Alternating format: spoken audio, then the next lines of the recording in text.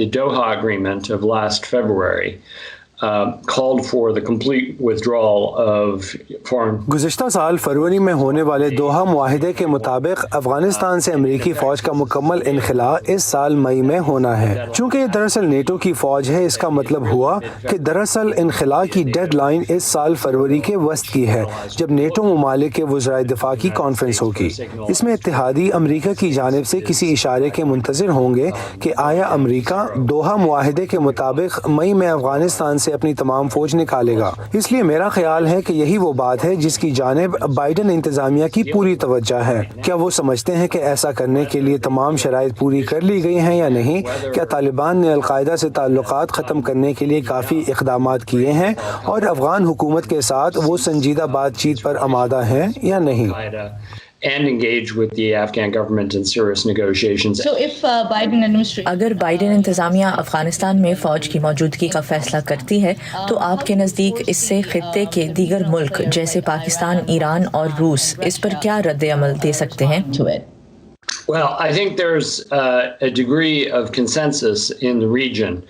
मेरे ख्याल में खित्ते में इस हद तक इत्तेफाक राय मौजूद है कि वो आखिरकार अफगानिस्तान से अमरीकी फ़ौज का मुकम्मल इनखला चाहेंगे, लेकिन वो इस पर इस तरह अमल दरामद नहीं देखना चाहेंगे कि इससे इंतशार पैदा हो। There will be some understanding if there is some delay. और इसलिए मैं समझता हूँ कि अगर इनखला के स्केड्यूल में ताख़ीर हुई तो उस पर कुछ अंडरस्टैंडिंग मौजूद होगी, लेकिन साथ ही ये एक ऐसा मामला है जिसके लिए बाइडन इंतज़ामिया को सफारतकारी का भरपूर इस्तेमाल करना होगा। Privately, if indeed that is where the administration is going. So Biden इंतजामिया ने ज़ल्म खलीलज़ाद को इस अमल में शरीक रखने का फैसला किया है।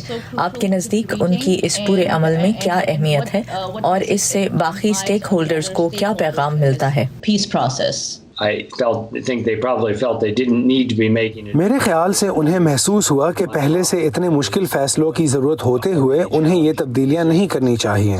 इसलिए मैं समझता हूँ कि ज़ल्म खलीलज़ाद को शामिल रखना दानिशमंदाना फ़ैसला है। वो यकीनन अमन अमल की मौजूद शक्ल के मौमार और उस पर अमल दरामद के ज़िम्मेदार हैं। इसलिए मेरे नज़दीक उन्हें कम अज़ कम आर्जी तौर पर ही इसमें शामिल रखना समझदारी है। बाइडन इंतजामिया ने ये वाज़ेह किया है कि वो अफगान अमन मुआहिदे पर नज़र-ए-सानी करेंगे। क्या आपको इस मुआहिदे में किसी तब्दीली की तवक्को है या मुस्तक़बिल में ऐसी कोई तब्दीली की जा सकती है इस मुआहिदे में?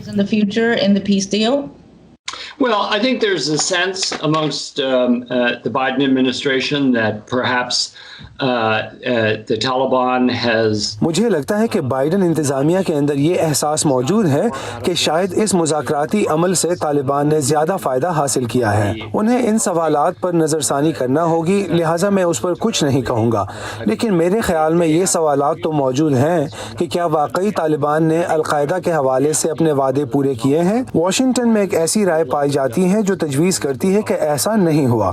कोई अमरीकी सदर एक ऐसे मुआहिदे पर दस्तखत नहीं करना चाहेगा जिसके नतीजे में अलकायदा को दोबारा अफगानिस्तान में तक़वियत मिले, लिहाजा ये शायद उनके ज़ेर गौर सबसे अहम बात है। लेकिन ये एहसास भी है कि तालिबान ने दोहा में मुज़ाकराती अमल में खुलूस नीयत से हिस्सा नहीं लिया और क़याम अमन के लिए हुकूमत के साथ ज़रूरी ताउन नहीं किया। Sincerely in the negotiating process in Doha and has not made concessions to the government side as would be necessary for peace.